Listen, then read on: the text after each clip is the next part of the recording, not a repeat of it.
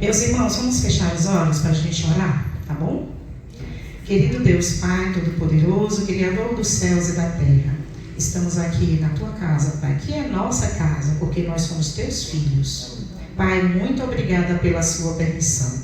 Te agradecemos, porque já fizemos o estudo da Escola Sabatina, onde nos preencheu muito. Paizinho, habita dentro dos nossos corações, não deixe que o maligno esteja presente. Afasta-nos de todas as situações que nós sabemos que não são boas, Pai. Segura, Pai, nós precisamos segurar em Tuas mãos, porque senão nós não sabemos o caminho a seguir, Pai. Toma este momento, fala por mim, Senhor.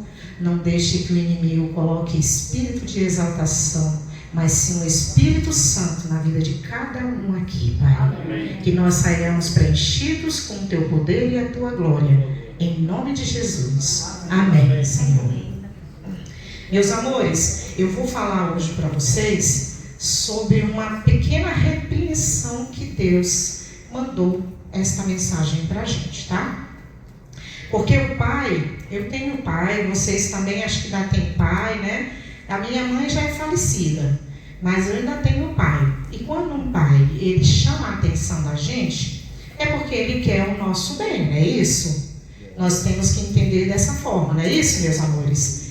Então, Deus falou comigo, e esta mensagem eu venho passando em todas as igrejas que eu estou pregando. Desde quando eu recebi esta mensagem, o Senhor tem colocado mais e mais igrejas para eu pregar.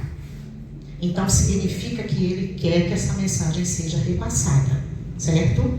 Nós estamos no fim dos tempos e nós temos que ter uma sacudidura dentro de nossas igrejas, para que nós entendamos que nós precisamos buscar fielmente ao Senhor Jesus, amém? Amém. E para que nós também entendamos que nós somos frágeis, somos fracos, somos pecadores, mas podemos nos afastar do pecado e podemos seguir com Jesus. Então essa mensagem foi dada pelo Senhor, e esta mensagem é uma última mensagem que Deus dá a todos nós, principalmente para nós, que nós dizemos que somos a igreja verdadeira, não é isso? Que nós falamos que temos a palavra fiel, a verdade. Mas isso não é mentira mesmo, não. Nós temos mesmo. Só que nós temos que saber como falar, como edificar essa palavra, como levar essa palavra. E eu não sei se você sente isso, mas eu sinto. Eu estou incomodada porque eu sinto que eu estou fazendo pouco e eu preciso fazer mais. Quem aqui sente isso? Por favor, levante a mão. Nós precisamos fazer mais. Nós temos um grupo de evangelho que a gente trabalha fazendo evangelismo nas ruas. A gente tem um sonzinho menor e a gente leva. Se sintam convidados. Eu creio que a Josinete tem meu número, o Alberto também. Liga, Jana, que dia que vocês vão? Geralmente nós vamos sábados à tarde, ali no Largo 13, fazemos em vários lugares. Damos roupa, às vezes damos lanche, às vezes damos o livro, na verdade damos os livros do Grande Conflito todas as vezes. E a gente precisa de vocês. Nós estamos precisando levantar uma grande nação, um grande exército para lutar por Cristo, certo? E eu sinto que eu estou incomodada, eu me sinto incomodada que eu estou fazendo pouco. Nós temos o PG, eu fiquei feliz quando a irmã disse aqui que estão montando pequenos grupos. Que felicidade para Deus, sabe por quê? Porque essa igreja futuramente não existirá. Essa é a verdade. Mas vocês que são a igreja, nós somos a igreja, existiremos. E nós estaremos em pequenos grupos. Significa então, glórias a Deus, que Jesus está a caminho. Amém? Amém. Não espere eu falar amém para vocês dizerem amém quando eu digo que Jesus está a caminho. Amém. Glorifiquem, se exaltem. Sabe por quê? Nós iremos com Ele para o céu. Amém. E você sente como se o céu estivesse quieto demais? Como se a igreja estivesse ocupada demais? Como se o mundo estivesse barulhento demais? E ainda assim, Deus está prestes a enviar uma última mensagem que é cortante, é pura, é cheia de fogo. Muita gente vai chamar de exagero, de alarmismo e até de fanatismo. Dureza e até vai rejeitar essa palavra. Vocês lembram que nós estamos estudando o quê? A vida de quem que nós estamos estudando? A vida de quem? Paulo, gente. Essa mensagem que ele nos mandou agora, no estudo da escola sabatina, é para que nós aprendamos que nós devemos ser igual a Paulo. Nós devemos abdicar das nossas decisões e seguir as decisões de Jesus. E eu preciso dizer uma coisa com o coração para vocês. Essa mensagem não é para os de fora da casa, e sim para os de dentro da casa, para o povo que carrega o nome. E antes de vocês todos pensarem, isso não é para mim, eu vou perguntar uma coisa para vocês. Já pensou se você, irmãzinha, meu amor, for o alvo do amor de Deus nessa hora? É uma pergunta. E se esta for a noite em que Ele vai te acordar antes do fim? Já pensou se você estiver dormindo demais? E se você sempre achou que o maior perigo será a perseguição? Não acho isso não. O maior perigo será a sedação espiritual. Pois prestes a atenção que agora você vai entender qual é a última mensagem que Deus enviará à nossa igreja. Porque esta mensagem ofende e porque poucos vão aceitar. E como você pode estar entre os que não apenas ouvem, mas vivem a palavra, também você pode estar no grupo dos que ouvem e não vivem a palavra. Júnior falou isso bastante. Pregar e não viver.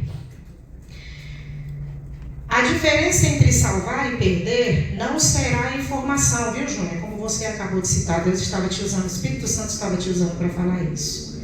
Será reação, será rendição, será fé, obediência.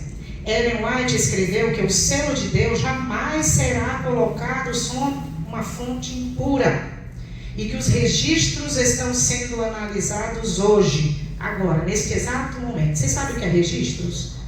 Os registros são os escritos que o seu anjo faz todos os dias sobre você.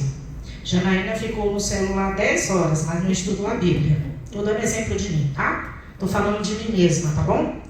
Janaína hoje não fez o estudo da escola sabatina. Janaína roubou 1 litro de água.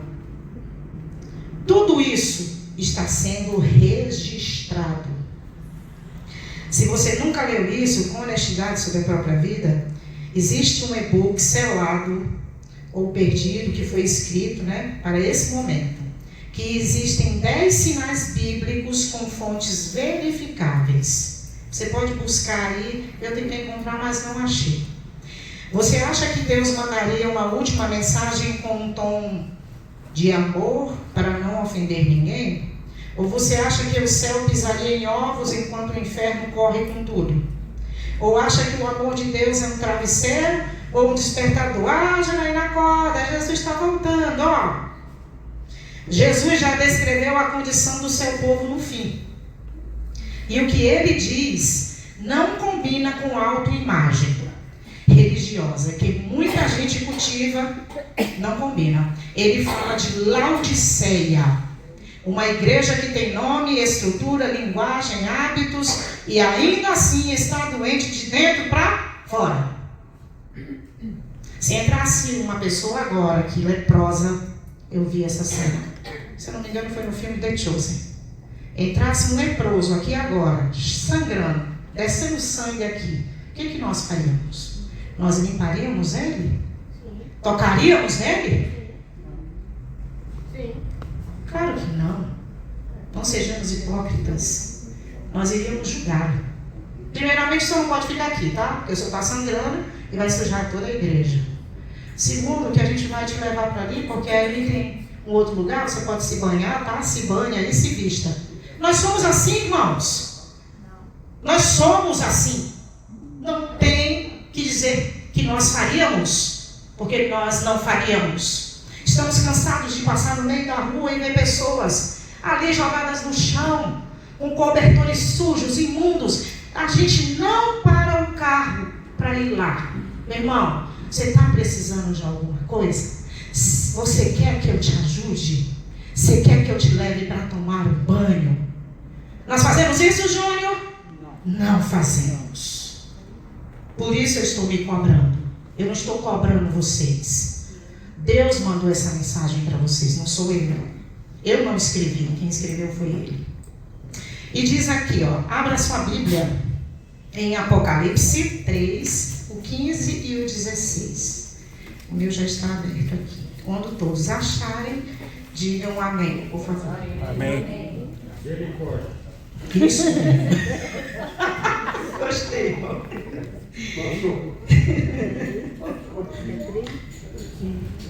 Olha lá, vamos lá. Podemos ler? Amém. Sim, né?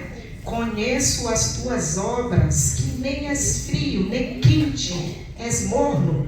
Assim porque és morno e não está nem frio, nem quente, vomitar-te-ei. Está em Apocalipse 3, 15 e 16, né? E existe uma frase que destrói ainda mais as nossas desculpas, que vem logo depois e diz assim, ó. Rico sou, está em 17. Rico sou e de nada tenho falta, e não sabes que és um desgraçado, miserável, pobre, cego e nu. Isso é muito triste. Eu fico muito triste. Eu fico muito triste, sabe por quê? Porque eu sei que eu preciso fazer mais. Eu sei que eu preciso me cobrar mais. E era assim que Paulo fazia. Ele se cobrava. Me ajude, Senhor, o que eu tenho que fazer? O que eu posso fazer? Isso não é loucura. Pode parecer loucura para os outros, mas isso é amor por Deus. Deixe quem quiser pensar que você é louco. Seja louco por Jesus, mas viva com Ele eternamente. Amém. Agora não seja tolo e fique neste mundo para sofrer eternamente. Meus irmãos, isso é triste. Você já sentiu vontade de vomitar? Você comeu uma coisa e sentiu vontade de vomitar? A gente precisa levar isso para a gente. Não é bom o Senhor sentir vontade de vomitar a igreja que diz que tem a verdade. Você percebe, irmão? O drama não é só estar nu, é não saber que você está nu, cegado e nu. O perigo não é só a falta, é a ilusão de plenitude. E Ellen White concorda e diz e vai além. Ela descreve a testemunha fiel falando com a igreja com uma franqueza que não combina com o cristianismo de vitrine. A mensagem à igreja de Laodiceia é aplicável aos adventistas do sétimo dia, diz Ellen White em Testemunhos para a Igreja. E quando ela descreve, ela fala, ela não está tentando humilhar a gente, ela está tentando salvar a gente. Porque Deus usou ela para isso. Porque Deus, Ele não fere por crueldade. Ele fere por amor, por cirurgia. Ele não te expõe para te destruir. Ele te expõe para te curar. É isso que Ele faz. Agora, se você estava achando ruim, agora as coisas podem melhorar um pouquinho. Porque a última mensagem de Deus não é apenas um pacote de doutrinas corretas, como a igreja adventista fala. Tudo é doutrina. Faz isso, isso sim. Faz isso que vai dar certo. Não é apenas uma série de eventos proféticos. É um chamado. Eu chamo todos vocês, meus filhos, para um arrependimento profundo, de reavivamento real, de reforma prática, de fé viva em Cristo Jesus. Amém? Amém. E produz obediência. É o último apelo do amor antes do fechamento da porta da graça. E quando você pensa em última mensagem, provavelmente vem à mente Apocalipse 14. Pode abrir a mensagem. Apocalipse 14. Sobre as 3 mensagens angélicas que fala. Apocalipse 14, 7. Vamos lá para o 7, tá bom? Nós vamos ler o 7, depois a gente lê o 9 e o 10, tá? O 7 diz assim, ó. Temei a Deus e dai-lhe glória. Espera aí, deixa eu ler do 6, que aí a gente lê completo, tá bom? Ó, vi outro anjo voando pelo meio do céu, tendo um evangelho eterno para pregar aos que se assentam sobre a terra e a cada nação, tribo e língua e povo, dizendo em grande voz: temei a Deus e dai-lhe glória, pois é chegada a hora do seu juízo, e adorai aquele que fez o céu e a terra e o mar e as fontes das águas. Seguiu-se outro anjo, vamos seguindo, tá? O segundo dizendo: caiu a grande Babilônia, que está mais lá para frente, que tem dado a beber a todas as nações do vinho da fúria da sua prostituição. Aí vem o 9 dizendo assim, ó: seguiu-se a este outro anjo, o terceiro dizendo em grande voz: se alguém adora a besta e a sua imagem, e recebe a sua marca na fronte ou sobre a mão, também esse beberá do vinho da cólera de Deus, preparado sem mistura do cálice da sua ira, e será atormentado com fogo e enxofre diante dos santos anjos e na presença do Cordeiro. Forte, né?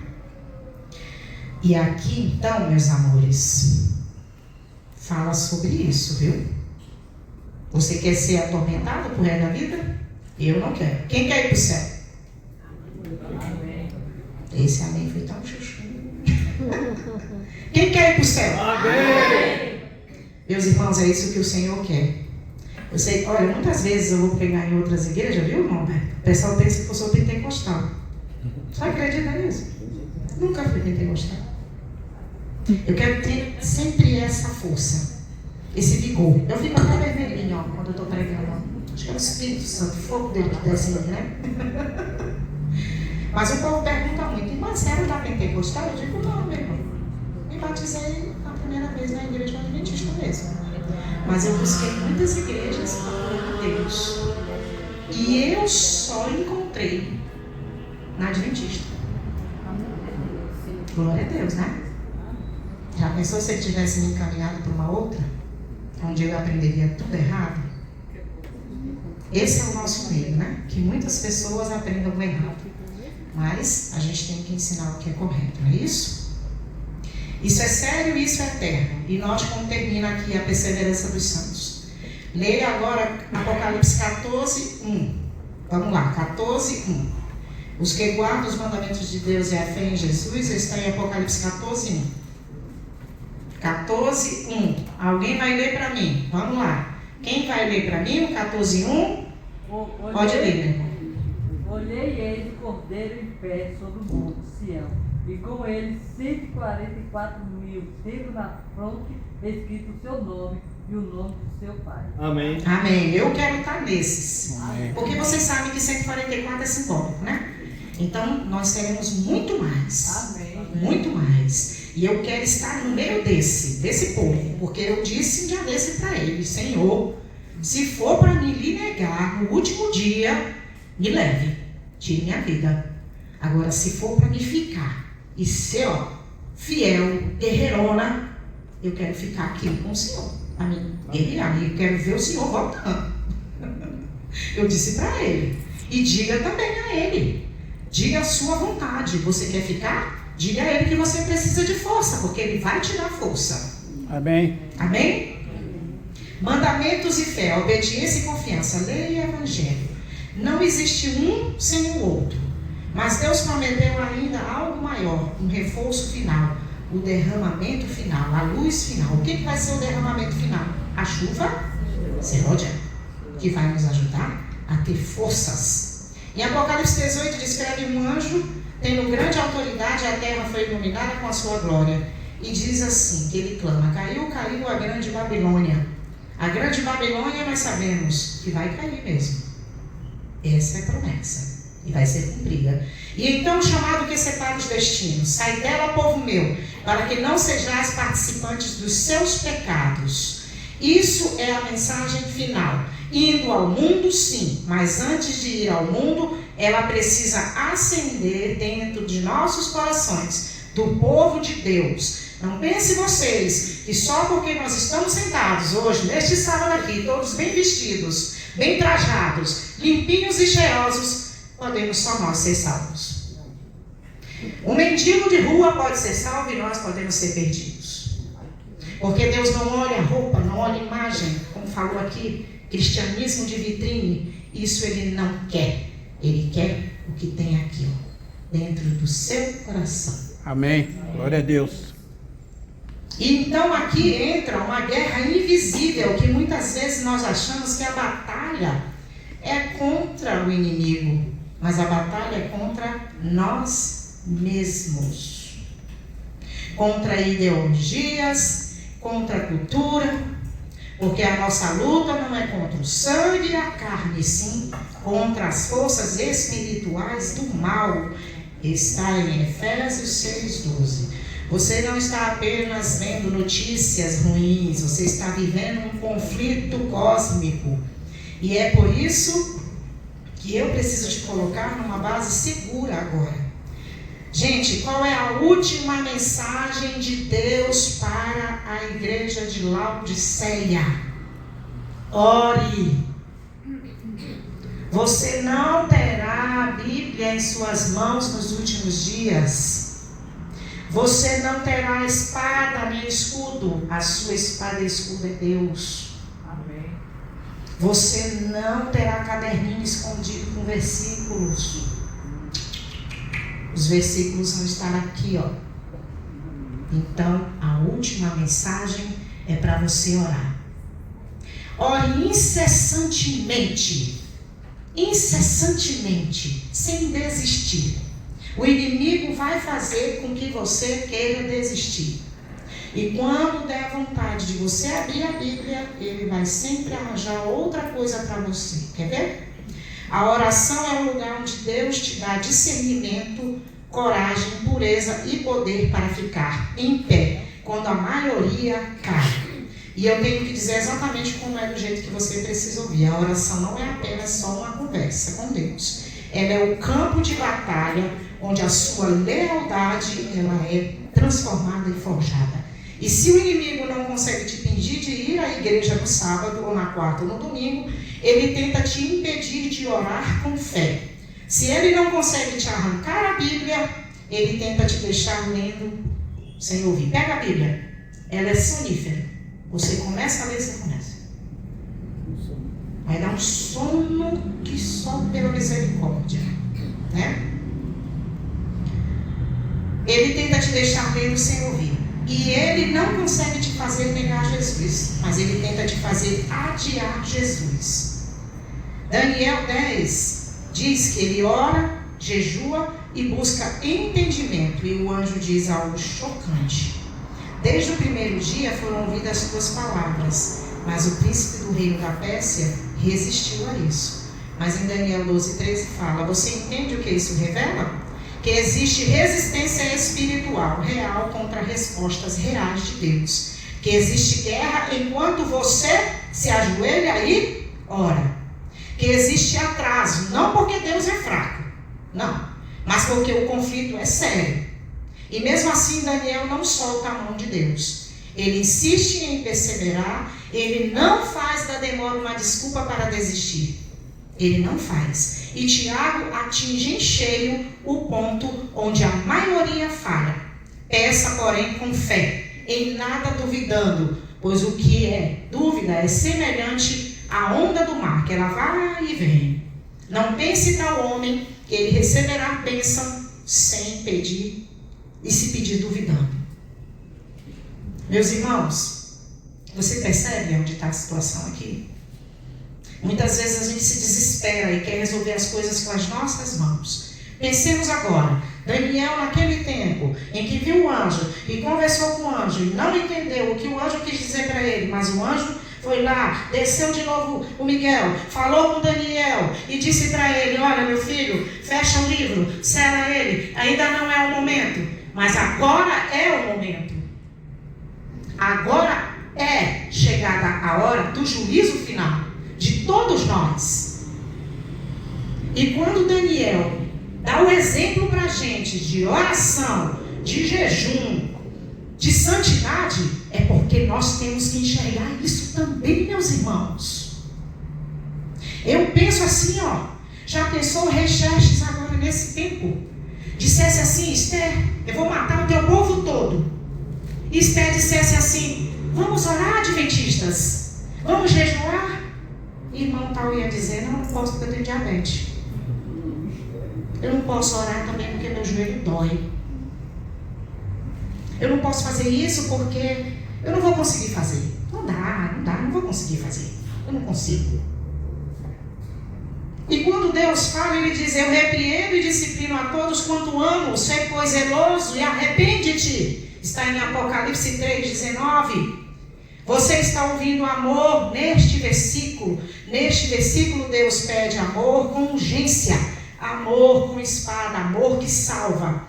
E agora eu vou te mostrar as palavras e frases tóxicas que sabotam a nossa oração, a última mensagem dentro da igreja, começando pela sua oração, pela sua fé e pela sua obediência, pela nossa.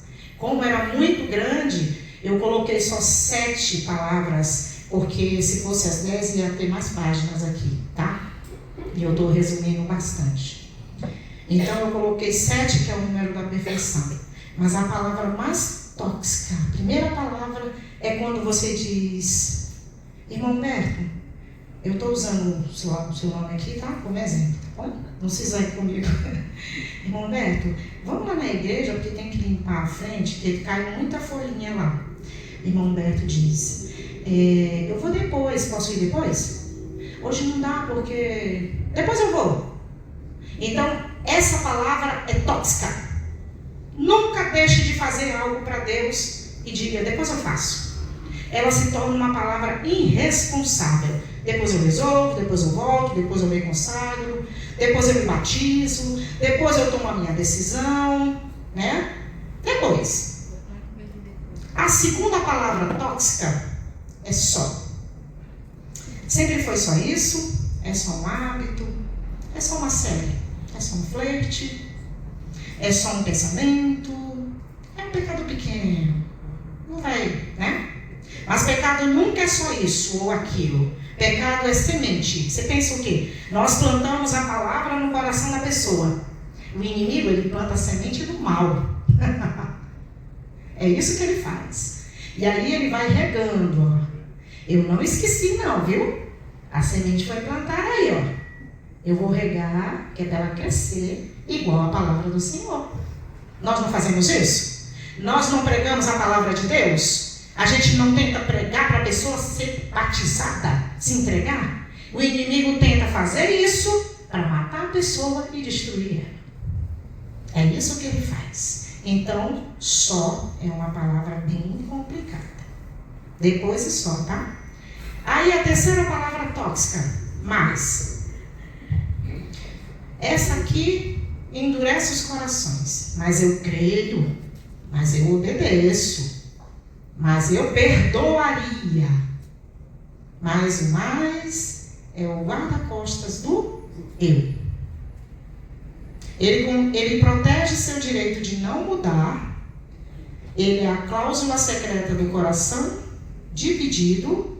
E a Bíblia diz: se me amais, guardareis os meus mandamentos. Está em João 14:15.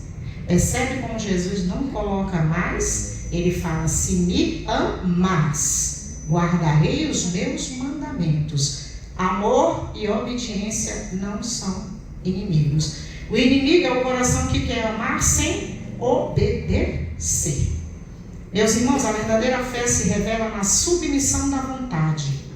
O mais tão falado geralmente é a vontade tentando negociar com Deus, e Deus não faz acordos com ídolos. Pense nisso. Se você quer o poder da última mensagem, que é a oração, Você precisa arrancar o depois, o só e o mais da sua espiritualidade. A quarta frase tóxica, eu acho. Eu acho que Deus vai entender se a gente fizer desse jeito. Eu acho que Deus... eu acho que ele vê que está tudo bem. Eu acho que dá para adaptar. Eu acho que isso é extremo. E assim o mundo vai entrando devagarzinho na nossa igreja. Não, mas eu acho que dá para fazer isso assim. Dá. Tem uns idosos assim que não conseguem. Mas a gente ensina. A gente leva até as pessoas para ensinar. E assim vai entrando de pouquinho, ó, as coisas que o inimigo quer que entre, né? Então, eu acho. Quinta frase tóxica. Eu espero. Senhor, eu espero com humildade que o Senhor me abençoe. Parece muito humilde essa palavra. Eu espero ser salvo, eu espero vencer, eu espero que Deus me use, mas no fim dos tempos, esperar sem fé vira passividade. E a Bíblia diz: acheguemo-nos, portanto, confiadamente ao trono da graça. Está em Hebreus 4,16. Confiadamente, não timidamente, não como mendigo, não como filho, meus irmãos. A fé não é um sentimento de segurança, é confiar no caráter de Deus e agir. Eu espero muitas vezes é um jeito de não decidir. É como se você dissesse na oração errada: Deus faz algo em mim enquanto eu continuo o mesmo, então eu espero. E a oração certa é: eu creio, eu recebo e eu vou agir. Essa é a oração correta. Uma outra frase que é bem ruim e que muitas vezes a gente determina o que Deus pode fazer por nós é: possamos. Que o Senhor possa, que eu possa. Que eu possa não. Eu vou fazer. Em nome de Jesus. Amém. Senhor, o Senhor é o Deus do impossível. Não é que o Senhor possa, que o Senhor vai fazer. Glória a Deus. Eu creio em ti. Essa sexta palavra, talvez não seja a vontade. Talvez eu não consiga, eu não sei. Muitas pessoas falam isso. Principalmente quando Deus diz: filho, vai e faz isso assim para mim. Será que eu consigo? Moisés disse isso. Será que eu consigo? Moisés disse. Será que eu consigo? O que Deus disse para ele? Quem te deu a boca? Quem te deu a língua? Quem te deu a voz? Quem te deu o dom? Não fui eu? Confia. Vai e faz. É confiar. É ir e fazer. Fez errado? Criticaram? Aprende. Faz de novo. Não ficou bom? Aprende pelo erro. Faça de novo. Mas nunca diga talvez eu consiga. E a sétima frase tóxica, essa é a mais perigosa e que muita gente, e eu também já disse isso antes de ser batizada, fala: eu não sou digna. Eu falei isso. Não, eu não sou digna. Muitas vezes bateram na minha porta, testemunho de Jeová. E aí eu abria e ouvia, tudo bem. Ouvia, entrava aqui e saía aqui. Eu dizia: não, eu não vou sofrer uma lavagem cerebral. Não quero me batizar porque eu vou deixar de cantar. Como é que eu vou viver? Eu vou deixar de dançar. Como é que eu vou? Eu gosto de dançar. Eu gosto de dançar. Então eu não quero. Eu não. Mas chega uma hora que o Espírito Santo, ele vai, te buscando. Você só resiste se você quiser. Eu não resisti. Amém. Por isso estou aqui. Amém.